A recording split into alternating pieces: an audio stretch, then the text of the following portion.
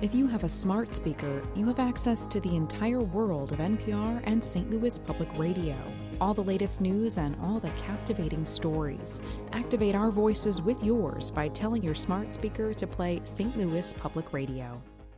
Hello and welcome to this week's edition of the Politically Speaking podcast, a post-election wrap-up here. I'm your host, Chris McDaniel, a reporter with St. Louis Public Radio. Joining me in studio is probably a tired... Jason Rosenbaum. I'm somewhat tired. And? Joe Manis, who is always tired. And our guest this week is definitely tired. 2 hours of sleep, but, you know, I'm feeling well. This is St. Louis County Executive-elect Steve Stenger, who came about ahead in a nail-biter, wouldn't you say? Yeah, and graciously agreed to come on the show. Yeah. He's up there with Tom Dempsey, who does the morning after the veto sessions for us. So. Yeah. Thanks for joining us. Oh, I'm really glad to be here. So you get a gold star for that. Well, thank you. So the results last night, it was less than 1%, Joe? Yes, it was roughly 0.6%. How many votes was that? It's about 1,700, almost 1,800 votes, but about 1,780. So you came out on top. For part of the night, you were actually trailing. I asked you this last night, and you said that you weren't really sweating it for any part of it.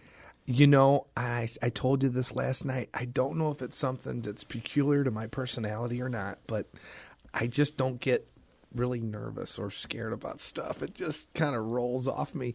So the things that, were, happening last night were just rolling off me. And having a good knowledge of kind of where we thought the votes were coming from and where our future votes might be coming from, it gave me some confidence in the result. But it's got to be kind of striking that on August 5th, you won by 30-plus percentage points, and now you end up winning the post by a fraction of a percent. And it's not necessarily because of you, but just because the way fortunes had changed, political fortunes, things that have been going on the last 3 months. Was that something that you had to get? I'm sure on the night of August 5th, you had no idea that you would end up in this, precarious position, although you ended up winning. No, you're right. And, when I should say it this way. We try to plan, in a campaign for every eventuality that we can foresee. And, on August 5th, we don't know what's going to happen August 6th. And we certainly didn't know what was going to happen on August 9th. And we didn't know what would happen after that, And so we sort of just have to, we have to play the hand we're dealt. And, we had a successful strategy, to deal with the issues that we were confronted with throughout the campaign.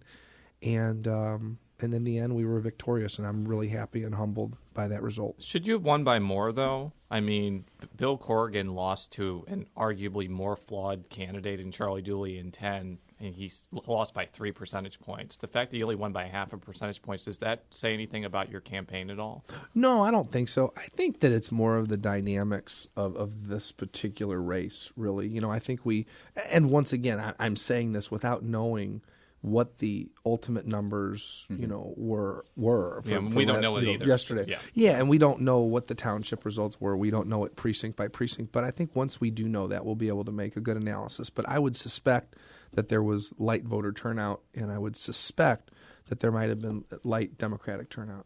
Why do you think, and this was a national thing. It was. Basically, I said this earlier, is that you basically were one of the few Democrats left standing after this huge Republican wave nationally and regionally. Right. So is there any particular thing that you think contributed to the fact that you won? Narrowly, but you won. I'll say I had a great campaign team, and I think that everyone on the campaign executed really well. And, certainly I think we'd all agree there weren't any major foibles or any major mistakes, that made the paper or made the news or made, a podcast like this. So, things made a major podcast. Made a major podcast. Right. So, your opponent in the primary stumbled in a podcast. But continue. Well, see, there you go, and look what happened. So, you were outcome determinative once again. Right. But no, for real. there's just no way to know what's going to happen. And the best thing you can do is be prepared. And I think we were prepared for what came, and ultimately we're victorious. And it was a tough year. It was a tough election for Democrats. And to be standing, I'm very happy to be sitting here today saying that we won last night. Now, the Ferguson unrest, though, kind of hit you right in the face last night with protesters showing up at your event, some were arrested by police, and they were interrupting your victory speech. I know you made comments last night about it, but looking ahead, are there concrete things that you will be doing or already have started doing to try to at least either heal the rift or get some communication going between you and some of the Democratic officials who opposed you? Well, those conversations have already begun, and they've particularly begun in the African-American community. And, you saw that I was endorsed by Congressman Lacey Clay. Right. I was endorsed by Betty Thompson, a former state representative and a mover in the civil rights movement. Also, Leslie Broadnax, committee woman and former candidate for St. Louis County prosecuting attorney. That was a really interesting and great endorsement, and it was great. I mean, she showed a great deal of character coming out like she did, and knowing what my relationship was with Bob McCullough. And she came out and said, "Hey, I'm going to be supportive," which was very much appreciated by me. And to have both of their support in the primary was great. And a lot of dialogue opens up around these relationships. Particularly Lacey Clay's endorsement really opened up a lot of dialogue. It really did, and I think it gave it gave certain almost in a way almost like a permission to open up dialogue, for individuals in the community, which was great, and we've seen a lot come from that. Now, some of the people that didn't endorse you, the so-called Fannie Lou Hammer Coalition, you classified them as a splinter group. And granted, as you just mentioned, some African Americans did support you. But many of these people that were in that group are elected officials locally of some of the places of the greatest need in the county, the place that you want to turn the Office of Community Empowerment to. Sure. How are you going to be able to work with some of these people that actively opposed you even after the primary? I think it's going to be easier than you intuitively might think. I think that many of the individuals involved are going to set aside their current feelings because I think their community's best interest is going to require it. And I think at the core of it, they are public servants and they want to serve the public. And I know I do. And that's why I'm certainly willing to, I don't really have any hard feelings as I sit here. I really don't. I understand it's politics and people have many motivations for why they do the things they do. But I'm certainly willing to extend an olive branch. And for anyone who's listening to this show, this podcast, I hope they take me seriously with that because I do. We need to move forward in St. Louis County. I said it last night in my acceptance speech. We need to move forward, and we need to move forward together, and we need to do it now. We have a very small window. Yeah. So what are some of these things that you can do to bridge this divide? What are some of the concrete things that you can Well, do? I think, as I begin to take action in my first 100 days, I think that for individuals who are interested in really partaking in public service for their communities, it's almost as if you have no choice but to partake because we are going to move forward. Something that I talked about in the primary was forming a division of community empowerment that will deal with many of the issues that I think manifested themselves from the events surrounding Ferguson. And this department of county government is going to be a department that focuses resources of St. Louis County.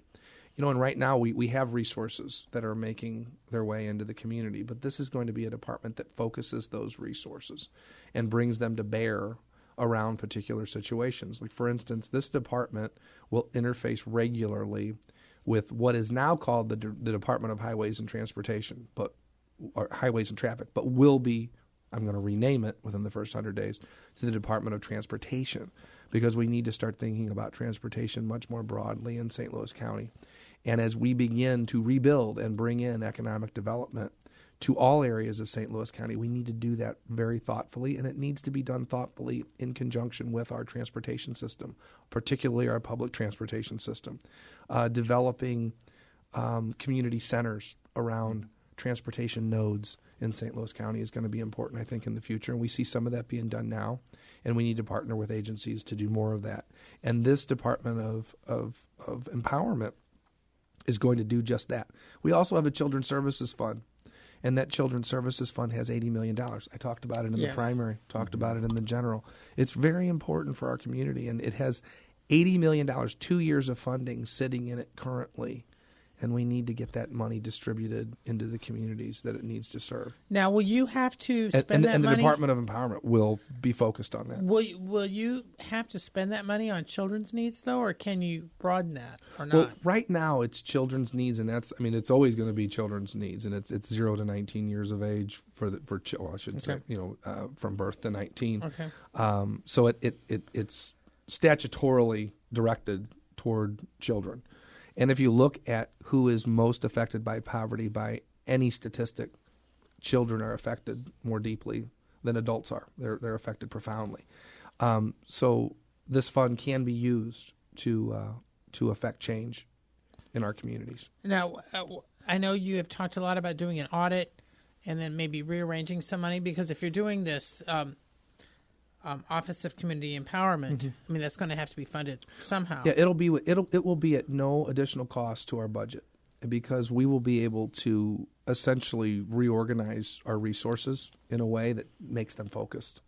And right now, many of our resources are spread in multiple departments, and we'll be able to take individuals from some departments and place them in the Department of Community Empowerment, and I think we'll get some real results from this. Have you decided who's going to head that?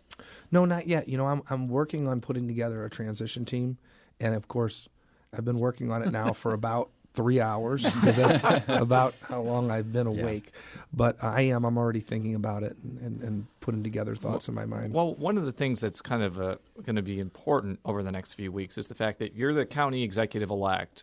But yes. It's very possible this grand jury decision could come in before you're inaugurated, and Charlie Dooley, the current county executive, could still be in charge. And I don't want to prejudge the situation, because we don't know what's going to happen. We don't know whether it's going to be a situation where there is an indictment. But in either scenario, it's possible that there could be, a lot of protests, some unrest. So as county executive-elect, when you're in this limbo period, what are you going to do in that instance when this grand jury decision is announced, and what can you do when you're not county executive during that time? Well, I'll start with this general statement. I'm going to do all that I can do. I'm currently a county councilman, so I do have a seat at the table, but I don't have the authority that the county executive has, and only the county executive has that. And I think that out of respect for the current county executive, it's not really my place to try to step into his shoes. He rightfully holds that office, and he should, and that's his responsibility. But what I can do is offer my support, and I do offer my support, and I will offer my support to the county executive, and I'll be helpful in any way that I can be. And I sure would like to know, what his plans are and what his intentions are, because at the end of the day, I'll be taking over on January 1st, and it's going to be really important to, I think, the future of St. Louis County to have the next county executive as part of these discussions and part of the dialogue that's But you two guys haven't gotten along very well. Is there going to be this dialogue, given that it's so important what happens during that period? Well, and I can only speak for myself, and I'm only in control of myself, and I can tell you that I'll certainly be available to have those conversations and to have that dialogue and to participate in any way that I can, and hopefully participate meaningfully. But I'm certainly ready to do that, and I want to do that for St. Louis County, absolutely. Now, Hazel Irby, who had endorsed Rick Stream, is still head of the council, correct?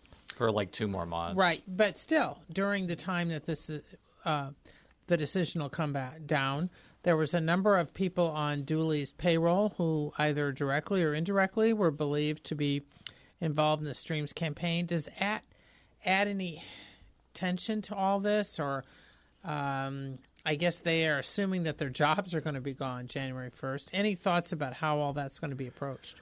Well, from my perspective, I'm going to approach it with the best interest of St. Louis County and its residents in mind. So I come to this with an open mind and an open heart. I really want to work with everyone, and I'm going to make all efforts that I can to try to work with everyone. And I think that's really important for everyone. I mean, we have to do that. So what I think we saw recently was, we saw political motivations of all sorts, and we need to set those aside, and we need to move forward together. I mean, that's why moving forward together, and I keep saying together, is so important. It's going to take everyone, and Hazel Irby is going to be an important part of how we move forward. So I certainly hope that she'll be open to dialogue, discussions, and action. Well, one of the interesting things about your election is that one of the charges against you in the August primary, and it was whispered by some of the protesters, was that they contended you weren't Democratic enough, that you were a bit more conservative on some issues. And so now, here you are, in effect, one of the major Democratic players in the region, if not the state. Mayor Francis Slay often has had the same accusation against him from time to time. I'm interested if you've had even time to think about just the fact that not only will you have a governmental role, you're going to have a political role to play. No, and I understand what you're saying, and I guess what I would, the only part of what you said that I would challenge is that, the charges are levied that I've been too conservative. That's something I haven't heard, and I guess, coming out of the Democratic primary, Democrats, chose, the nominee. And certainly there was some Republican crossover. But, the vast majority, it was a Democrat decision. And certainly anyone can vote in the primary, but it was a Democrat decision. I mean, I think I would estimate that it was probably somewhere around a 20-plus point spread just among Democrats in that race. So I think they really spoke definitively that they wanted me to be the nominee. So I think that's proof that, I'm Democratic enough. Now, the county executive represents Democrats, Republicans, independents. He or she represents everyone, and that's what I'm interested in doing. So, I think moving forward, what we're really looking for in St. Louis County are common sense solutions to our issues, that are sensitive to the issues that have, manifested themselves through Ferguson. Without getting too much in the weed of county council politics, which probably has 3 people who are actually interested in it, when you become county executive, you'll have a 4-2 majority. 2 of those members, Pat Dolan and Michael Mayer, I would say, are allied with you. You also have had good relationships with Colleen Wassinger, who's a Republican, and there's 2 kind of unknowns, Mark Harder, who's going to be a new member, and Sam Page, who's still kind of a newish member, who really haven't established who they're aligned with, and obviously Hazel Irby has kind of chafed against you at some point. And Page is a Democrat, just so the listeners know. So, and also since your seat is going to be vacant and could potentially be filled by a Republican, do you feel like you're going to have the majority necessary on the council to accomplish some pretty substantial changes to county government, or is it going to really be dependent on what happens maybe next April with your seat? No, I think I'm going to be fine. Either way, I really do. I have a great relationship with Sam Page. He's a real gentleman, and he's been really good thus far on the St. Louis County Council. So I don't think we're going to have any issues with respect to that. I would expect that my relationship with Colleen will continue to of course, be maintained and grow. And she's a great legislator, and we've really worked on a lot of things together. Back in 2011, you covered a lot of the budget issues that we were having, and it was Colleen and I who sat down together and hammered out the budget issues that we had and figured them out in a very bipartisan fashion. Yeah, the reason I mention this is one of the pitfalls of Dooley in his last 2 years or so is he really hasn't had a governing majority on the council, so he's been able to be blocked at a lot of points. And I just wonder, it seems like you're in a better position to avoid that pitfall, but it's the council is a strange beast sometimes. Yeah. Well, I learned a lot from that situation with Charlie Dooley, and I think chief among the things you have to do with the council is communicate.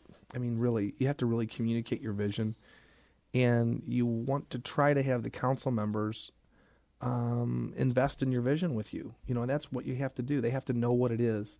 It has to be communicated, and you have to, you have to show them what you're offering their district. Because it's not about personal politics on that council at all.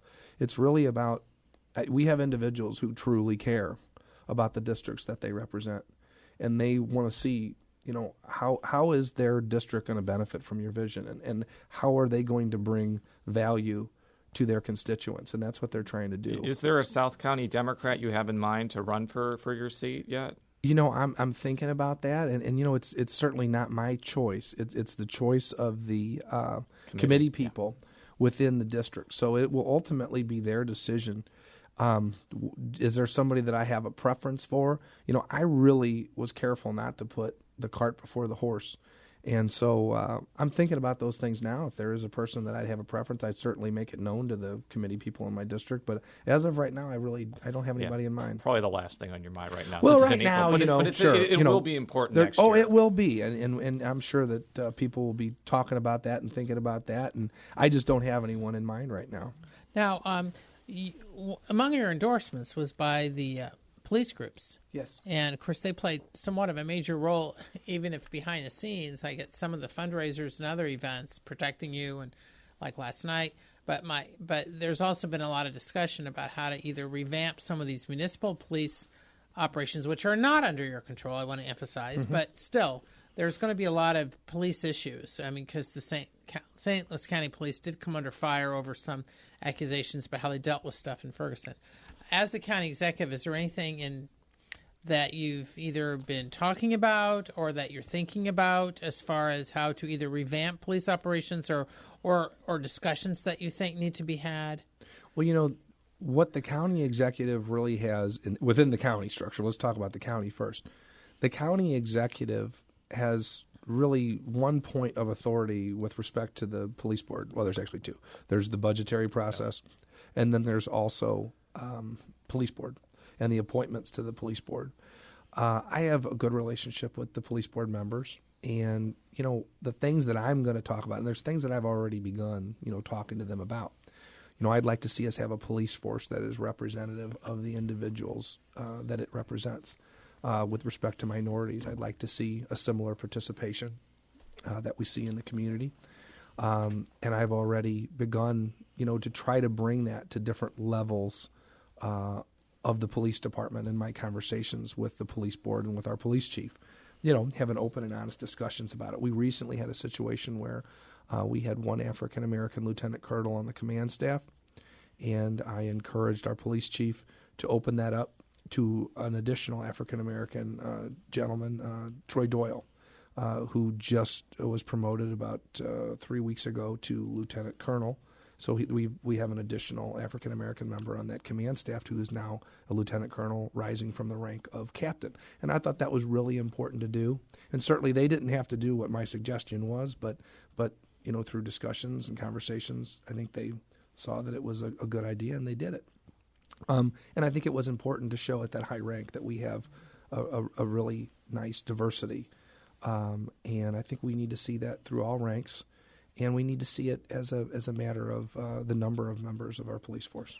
So these smaller police departments, though, outside of the infrastructure of the county government, is there anything that can be done? St. Louis County has a great deal of infrastructure in many of our municipalities. So we certainly have a platform upon which to speak in dealing with issues related to municipalities. But, I don't think you're going to get very far as the county executive trying to tell municipalities what to do when you don't have the authority to do it. And I'm certainly not going to do that. But I will certainly make my suggestions known and what my thoughts are with respect to particular police departments. And like you said, and we've all acknowledged the county executive just doesn't have the authority to tell a small municipality what it should do with its police force. But I think what we're going to see over time is that there is a real value in utilizing the economies of scale that we have in the county, with respect to training. We're internationally accredited in St. Louis County. We have a very good police department. And some small municipalities have already chosen on their own accord. And in some instances, it was municipality chose. There was some a little bit of tumultuous circumstances, but it had nothing to do with the county. Particularly in Jennings, Jennings chose to use St. Louis County Police Department. And I think it's been working out very well for them. And I think we may see more of that as time goes on in the future. There's been some rumblings through the national media of all places that Ferguson may dissolve their police department and go with the county. First of all, have you heard anything about that through like internal channels? And second, is that really going to solve the problem given that there are so many other police departments, not only in North County, but also in other parts of the county that have problematic records? Like, for example, Ladou's police department has been constantly accused of racial profiling for years, but I don't hear any calls for their police department to be dissolved and replaced by the county. Like, is it a more expansive solution needed, basically, than just dissolving Ferguson's department? Well, I would say that there is probably, a more expansive solution. And you had asked me about what the county executive's role might be in particular departments. In the case of a situation like Jennings, they utilized St. Louis County Police. It's been working very well for them. And as I said, I think we're going to see more of that over time on a voluntary basis. What other solutions are available on a broader basis and perhaps at a higher level? That might have to be achieved at a state level of legislation, and it certainly can't be achieved at a county level. And I can tell you that I'm very open to receiving any proposals and discussing anything surrounding those issues. I'd be happy to. Now, how has your relationship with Bob McCullough, the county prosecutor, been affected or not by all this that's gone on the last few months? I mean, he was arguably your first major supporter when you first announced over a year ago. Mm-hmm. I'm just curious about how that relationship has evolved or changed with all the unrest. The relationship really hasn't changed, and it hasn't changed because I can tell you that I have not participated in any of his decisions that he's made with respect to the investigation. I don't know, Joe, any more than you do about what's going on with the investigation. It's not something that I have ever felt was appropriate to ask him. And, I think one of the key factors in any relationship is probably boundaries, and that's just nowhere near, any boundary that I have in that relationship with him. I don't ask him things that I think would be inappropriate to ask, and I think they would be, and I don't, frankly, I don't want to know. I think that it's, I'll know with everybody else, and it's not anything that I should know, that it would be inappropriate. Now, as county executive, while you don't have any control, but other than potentially budget influence, is over the county board of elections. And Sure. There were some who were pretty critical of how things went yesterday. I'm curious if that caused any sweating in your campaign. I mean, with all this thing with the paper ballots and running out of ballots and all this. Yeah. And is there anything you're thinking about doing or recommending? I mean, granted, the governor appoints the commissioners who in turn appoint the staff, but some of the staff have ties to Dooley and all that. I'm curious if you've given any thought about that. Well, I've given it some thought, and I think the main thing that needs to be done initially is we need to know what happened. I've heard about things anecdotally at this point, secondhand, and I think we need to, really dig into this and find out exactly what went wrong and almost take an inventory of what the issues were. But, the paper ballots and sort of a failure to anticipate what the volume of the electorate was going to be, that does trouble me, and it doesn't trouble me because it was my election. It troubles me for everyone's elections and for all the voters in St. Louis County. We have to have a great deal of integrity in our electoral process. I mean, that's the cornerstone of our democracy.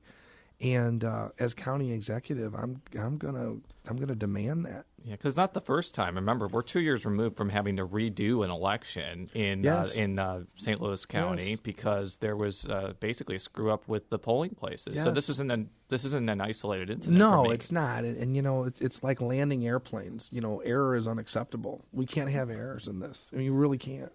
It's just something that's too critical to the functioning of our very society and our community. We can't have it. These elections have to be perfect. We can't have those problems. Now, one of the things that happened from a political standpoint is that I understand that your campaign and Jill Shoup's campaign for the state senate, that there was some coordination or at least some cooperation, which has been unusual among some Democratic candidates. Is there anything that you took away from that? Because, I mean, arguably her victory in that 24th district was arguably crucial to helping you getting those few extra votes. Oh, sure. And we knew, and I knew that her election was important to me because I wanted to see her win. And her election was important to me as well for my race. secondarily. So we did coordinate some things, and it happened at the campaign level, not really the candidate level. But some things were coordinated, and I think it worked out well for both of us, which was great. I was glad to see it.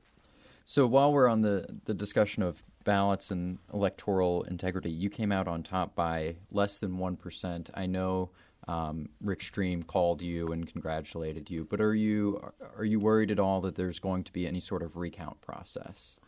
I did not get that impression from him that he was interested in a recount. And if he is, that's his right to do that, and I'm fine with that. But he didn't give me that impression. We had a really nice conversation. We were very cordial to one another, despite what our ads may have been saying about each other. I'm glad you mentioned. We were very cordial to one another. And when we had meetings in person, he and I we expressed no animus. I mean, we got along quite well, and he was a gentleman throughout. And it was a political campaign. He may be back in 2 years running for that state Senate seat, and I think he may win. So we'll see. Was there, of your ads, including the attack ads, was there any one or two that were particularly effective? I mean, because when you win by less than 1,800 votes, obviously you're going to be, and you and your campaign are going to be looking at what worked and what didn't. Sure, and I don't want to relive the campaign, and I'm only answering this. I want to make this clear. I'm only answering this because you asked me. But I think it was important to demonstrate it. I never made any assertions about his character, and I'm not going to, and I wouldn't. But I did talk about his record, and I thought that his voting record in the state house was not particularly what mainstream St. Louis County would want to see in a county executive. And I'm talking about some of the issues related to guns and voter identification and the birther movement and all those types of things, those types of votes. And, not to delve too deeply into those, but that's, if there was something that I thought maybe was effective, I think maybe that would have been, what was effective. Because the record demonstrated something that I think was outside of mainstream. Now, the new House Speaker, John Deal, is also from St. Louis County. I mean, is there anything you're going to be doing to reaching? Do you know him at all? Yes, I do. I know John. He and I get along well. Ooh. Oh, that's good. Now, so is there anything particular that you guys might be working on, do you think? I'll work on anything that's positive for our county and anything that's positive for our region. And, we may have differences of opinion with respect to, party issues, but outside of those, we're not going to let politics stand in the way of public service. And I think John's a dedicated public servant, and I know I am. So I think we'll be able to reach common ground on a lot of things. Well, last question. I think you put in about $400,000 of your own money. So will you essentially be county executive for free for the next 4 years? Well, and will that make you more independent because you basically aren't doing it for the money? I can't put it like that, but I will tell you that I'm very happy to serve St. Louis County. I've lived here my whole life, and I've lived in our region. I've lived in St. Louis City, and I've lived in St. Louis County. I've spent about half my life in the city, half my life in the county, and I love it. And I want to see it prosper, and I want to see it grow, and I want to see its citizens have all they can have. And I want to participate in its growth and in its prospering. What happens to your law firm and all your businesses while you're county executive? Well, it just so happens my wife is a lawyer, so my wife will likely take over my law firm, and it's really our law firm, I should say. She's been with me working in it in some capacity for about 8 years, and she's been an attorney for about 3 years. So she's ready to do that, and she's very talented and very, very bright and does a great job, and our clients really like her a lot, and they like our other associates as well. We've got 4 associates, well, actually 5 associates right now and 3 partners, and I've got great partners. Both my partners are excellent, and we've actually operated our business on a handshake for about 17 and a half years, and I'm going to miss them a lot, and she'll take over very nicely. She'll become a partner in the firm, and they really like her and enjoy her a lot as well. So All right, you have other interviews to go to today, and I believe we have a baby in the studio. Oh, so is Madeline Jane here? We do need to go and say hello. Oh, there she is. Yes. There's the baby. All right, so I will close this out here. You can read all of our stories, including our wrap-up of last night's events, at stlpublicradio.org. You can follow me on Twitter at CSMcDaniel. Jason, you can be followed on Twitter. Jay Rosenbaum. And Joe? At Jay Mannis, it's JMannies. And you can be followed on Twitter as well. At Steve Stenger. We'll be back next week. Until then, so long. The Gateway brings you the day's news from the St. Louis region and across Missouri. It also includes stories from the Illinois side of the river and our Metro East reporter, Will Bauer. In Alton, in Belleville, in East St. Louis, in Edwardsville, in Cahokia Heights, at Scott Air Force Base, I'm Will Bauer. St. Louis Public Radio. Listen to reports from Will and all of our journalists weekdays on the Gateway, on the STLPR app, and wherever you get podcasts.